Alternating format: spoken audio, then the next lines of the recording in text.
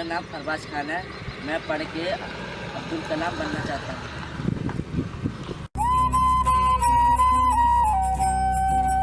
मैं बहुत बड़ा आदमी बनूंगा।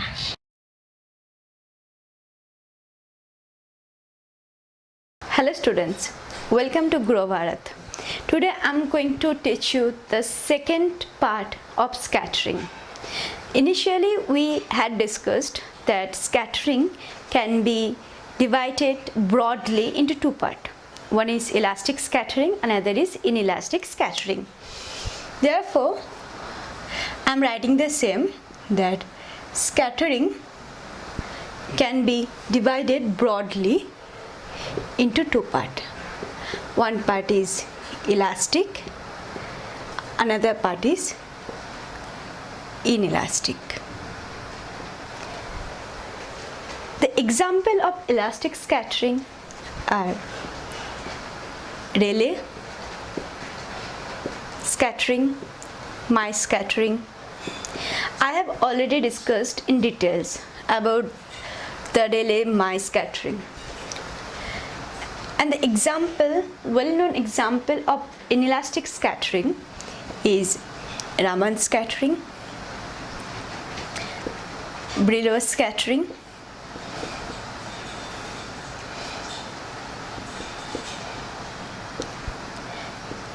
Ayer.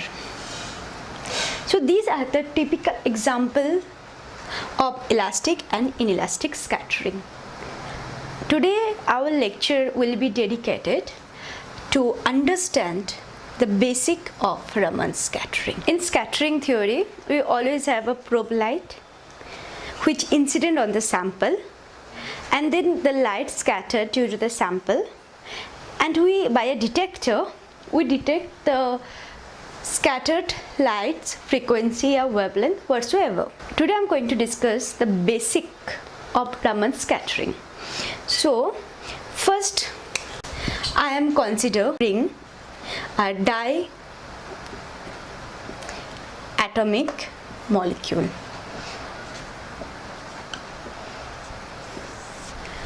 What do we mean by diatomic molecule? What do we know?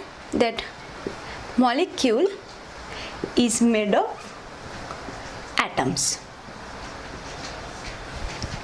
If a molecule is made of two atoms, but the two atoms they have separate mass. If one atom has a mass of m1, another atom is having mass of m2, and if they are attached to each other, then I will say this molecule is a diatomic molecule. Now I emphasize on the fact that two atoms are connected to each other, but by how? They can be connected via a rigid rod, they can be connected via a spring. So what I will choose, it totally depends on what characteristic I am interested in. If I say two atoms, they are connected by a rigid rod that restricts the vibration of each atom along their equilibrium position.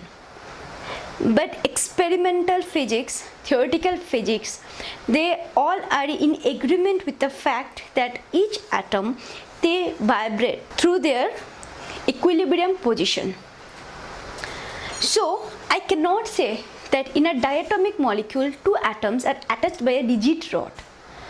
I have to say that they are attached by spring. And the importance of spring is that it allows each atom to vibrate along their equilibrium position. So now I have model that here I have a mass m1, it is attached to another atom of mass m2, and this is the model of diatomic molecule. For some time I will not talk about the probe light. I'm not talking about any sunlight, or any electric field or any incident light. I'm just talking about my sample, which in this case is a diatomic molecule. Because of the spring, each atom moves from its equilibrium position. Let's say that the mass 1, for mass 1 atom, this is the equilibrium position, and for mass 2, that is mass m2, the equilibrium position is xm2. Now let's say as they are connected by spring, so let x1 be the displacement of m1 atom from its equilibrium position. Same, x2 is the displacement of m2 atom from its equilibrium position. So if I write the equation of motion for both the atoms, then I can write m1 m2 by m1 plus m2 into d2 x1 by dt2 plus d2 x2 by dt2. This is minus k into x1 plus x2. What is k? K is the spring constant. That means K will define how good two atoms or how bad two atoms are connected to each other. Can you separate them easily, or it's hard to separate? That will be determined by the value of K.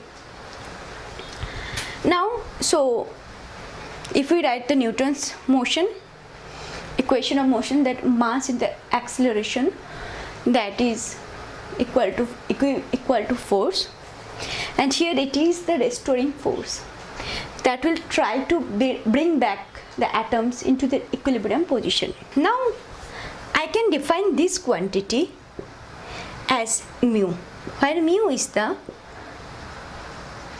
reduced mass. Can you tell me what is the difference between mass m1 m2 individually and reduced mass, which is defined by m1 m2 by m1 plus m2? Think. Whenever I'm talking about reduced mass, I'm not talking about the mass of each atom individually. Reduced mass is the mass of a whole molecule. I know that x1 is the displacement of m1 atom from its equilibrium position. x2 is the displacement of m2 atom from its equilibrium position. So if you add x1 plus x2, what that will give it to you? It will give you the total displacement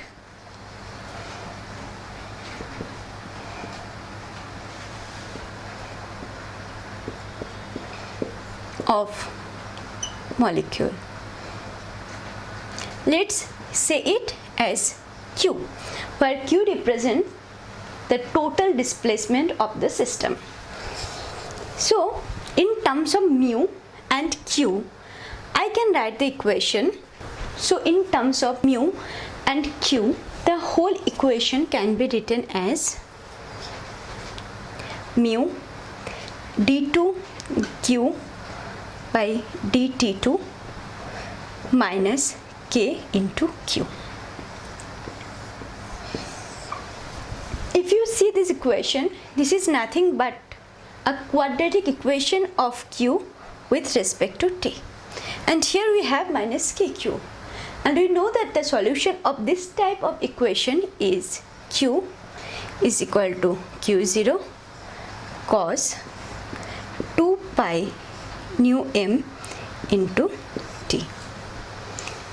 Here I have written some new quantity, which is nu m. Nu m is defined by 1 by 2 pi root under k by mu, where k is spring constant and mu is the reduced mass. These two are the characteristic of a molecule. Therefore, now if we plot q versus t, it will have a characteristic of this. Therefore, we can say that if you have a diatomic molecule, then it has some intrinsic frequency nu m, which is defined by the spring constant and the reduced mass, which are the properties of a molecule. Therefore, if you consider that your diatomic molecule is made of two atoms and they are attached by a spring that allows each atoms to vibrate along their equilibrium position, then your molecule will have a unique frequency nu m, which is 1 by 2 pi root under k by mu. This nu m is called molecular frequency. Mind it, I have not talked about any incident light on it. So any diatomic molecule has some inherent intrinsic frequency. Now I will discuss what will happen if you have a diatomic molecule in the presence of some incident light. Now what do we mean by incident light? I can represent incident light as electric field. As I know that electric field is a vector quantity, so it will have one amplitude part, another phase part. So I can write, or rather than I can represent electric field as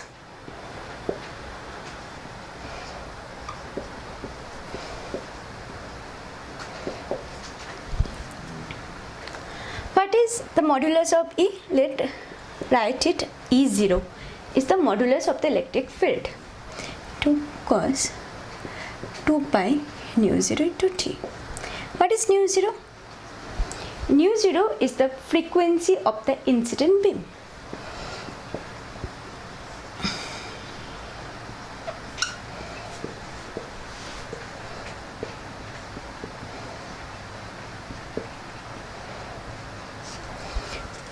So now our discussion, it is going from a diatomic molecule to diatomic molecule in presence of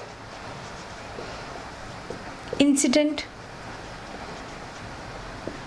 beam, and in our case we have represented incident beam as the electric field. We are actually discussing the effect of electric field.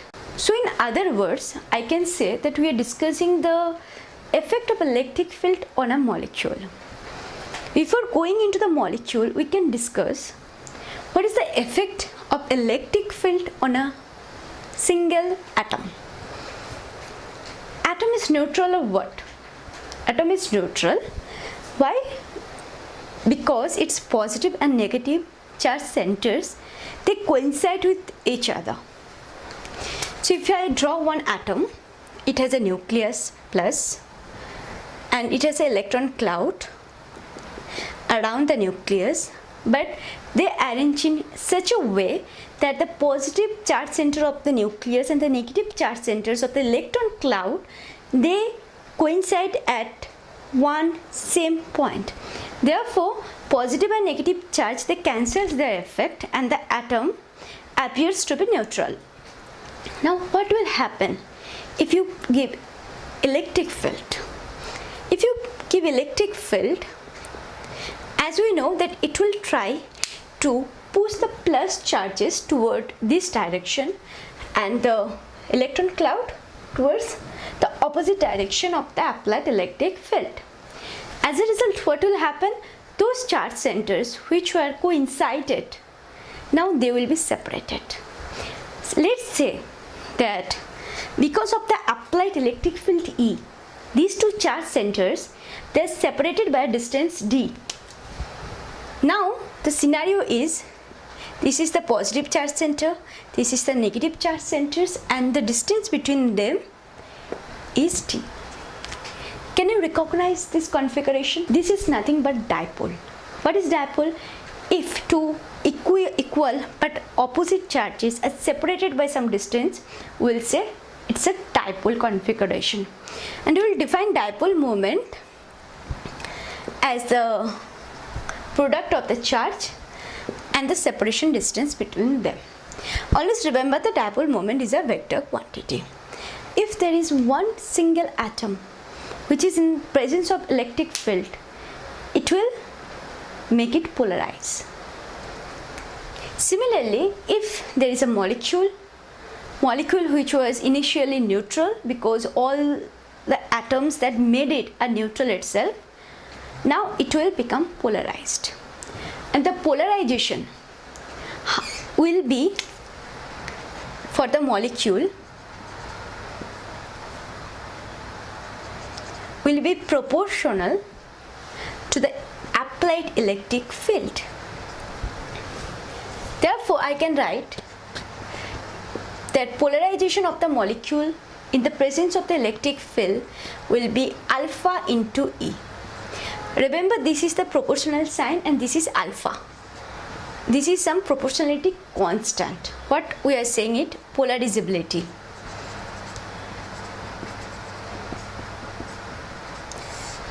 What polarizability means? It gives you idea about the response of a molecule in an external electric field. Response means how good or how bad it will be polarized in the presence of the external electric field. This polarizability constant alpha can be written into alpha 0 plus delta alpha by delta q into q plus also higher order terms. Now you can ask me that how I have written alpha is alpha 0 plus delta alpha by delta q into q plus higher order terms. This comes by using small amplitude approximation, and by virtue of which I can neglect the higher order term. Therefore, if I have a molecule that is present in the electric field, it's just like you have the sample which is your diatomic molecule, and you have the incident beam which is the electric field. Then we will try to see that how its polarization is being affected. So we will try to write the P of molecule, that is alpha E. We can write alpha as alpha 0 plus delta alpha by delta q into q, and we can write E as E0 cos 2 pi nu 0 into t. So we will get one part alpha 0 E0 cos 2 pi nu 0 t, another part delta alpha by delta q. We have already know that we can represent q as q0 cos 2 pi nu m into t, and this term E0 cos 2 pi nu 0 into t. Again, we know that if you have cos A into cos B, by the trigonometry relation you can write it as cos A plus B cos A minus B, summation of these two quantity. So I cannot do anything with this quantity, so I just write it as usual into cos 2 pi nu 0 t. But look here I have cos A into cos B, therefore I can write it as delta alpha by delta q, q0 E0 into cos 2 pi nu m plus nu 0 into t plus cos 2 pi into nu 0 minus nu m into t. So if we see carefully that if we have a diatomic molecule in the presence of the electric field, it has two contributions. First contribution is that its frequency is as usual as of the electric field's frequency. So there is no change in the frequency.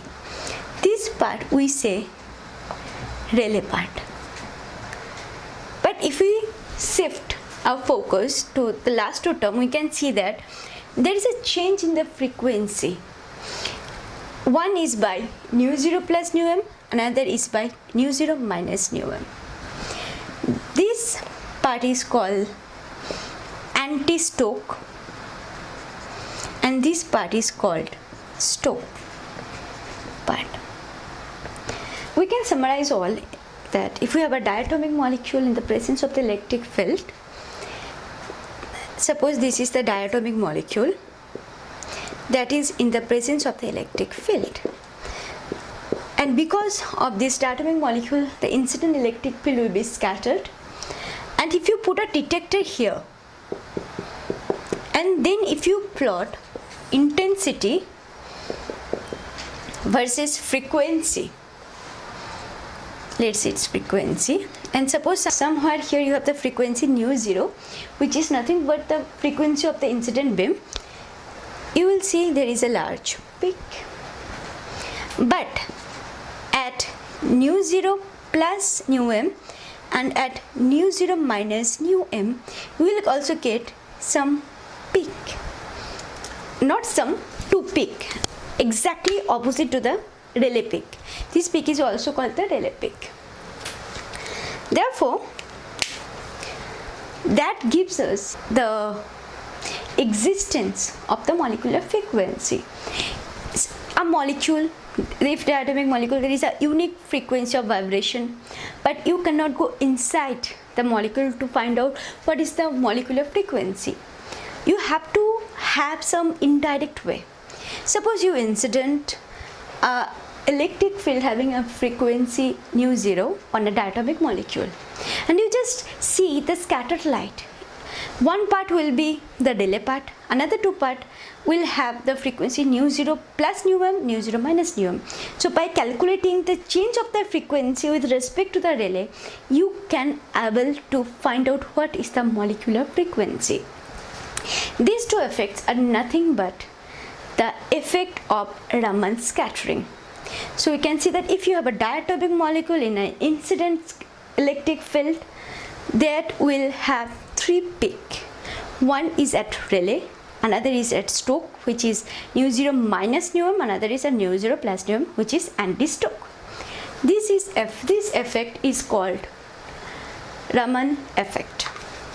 Raman scattering is invented by Indian physicist Raman in 1928 probably, and he got Nobel. Raman was on his trip to London, and the question that why color of sea is blue, that inspired him, and that he was thinking and thinking, and the effect is the Raman effect. What he did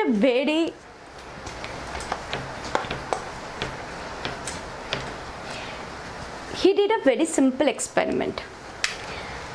He took the sunlight, he put a violet filter. Violet filter means that it will pass only the violet light and block all.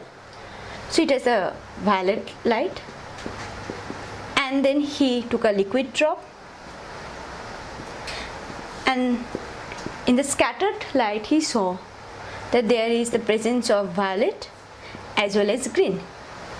So he put a green filter here, that means it will pass only green and block all, and he see that there is the existence of green light which was not present in our incident light, which was basically violet. So this is actually Raman's experiment. So we have understood that if you have a diatomic molecule, it has already the molecular frequency, but as you cannot go in deep into the molecule, so you need some indirect way to find out what are the molecular frequency, and Raman effects will give you exactly the same thing, the molecular frequency. I want to ask you a question. I have shown you that if you have a diatomic molecule, it has a unique frequency, only one frequency. But if you have a triatomic molecule, will it be one, or will it have more than one molecular frequency? Just think it. In my next lecture, I will discuss about how to calculate the number of frequency if you have n number of atoms in a molecule. Thank you, and Jai Hind, Jai Grow Bharat.